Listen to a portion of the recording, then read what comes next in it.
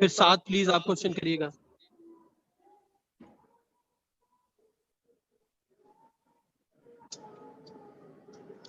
खुरम आपका mic mute है please.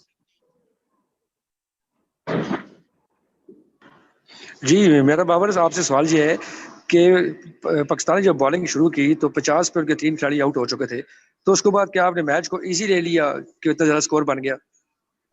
नहीं, बिल्कुल ऐसा नहीं है। देखें, उनको भी क्रेडिट देना चाहिए कि वो अच्छा खेले हैं, उन्होंने फिनिश अच्छा किया है। अर्ली ऑन हमने उनको बिल्कुल अच्छी बॉलिंग की है और आपके सामने उनको हमने पकड़ के रखा था, लेकिन अनफॉर्चुनेटली मिस फील्डिंग हुई, कैचिंग ड्रॉप हुए, जिसकी वजह से वो इतना अच्छा टोटल कर गए। अगर हम वो फील्डिंग में कैचेस कर लेते तो मेरे ख्याल से इतना टोटल भी ना होता, तो हम उस टोटल को चेज भी ना करते।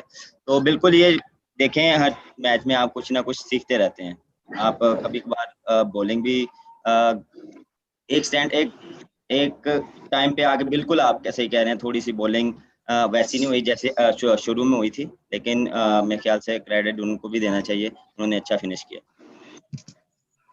जी 7 प्लीज आप क्वेश्चन करिएगा, देन मारिया प्लीज। जी खुरम, शाकिर एंड जुल्फकार बेग प्लीज। जी बाबर, मेरा क्वेश्चन आपसे ये है कि जिम्बाब्वे की टीम निस्बतन कमजोर टीम है, तो आप ये नहीं समझते कि पाकिस्तान की टीम आज के मैच में बेहतर परफॉर्मेंस का मुजाहरा कर सकती थी, मैच इतना क्लोज ना जाता? देखें, मैं पहले भी बोल चुका हूँ कि आप किसी भी टीम को हल्का नहीं ले सकते, इजी नहीं ले सकते। बिल्कुल हमने गलतियाँ की हैं, टीम हमारी इम्प्रूव होने वाली में करनी है, और कोशिश होगी जो हमने मिस्टेक की हैं उसके बारे में हम बात करेंगे, और कोशिश यही होगी कि हम डे बाय डे चीज़ों को इम्प्रूव करें, जो हमने मिस्टेक की हैं उसको इम्प्रूव। जी Shakir and then Zulfikar bag.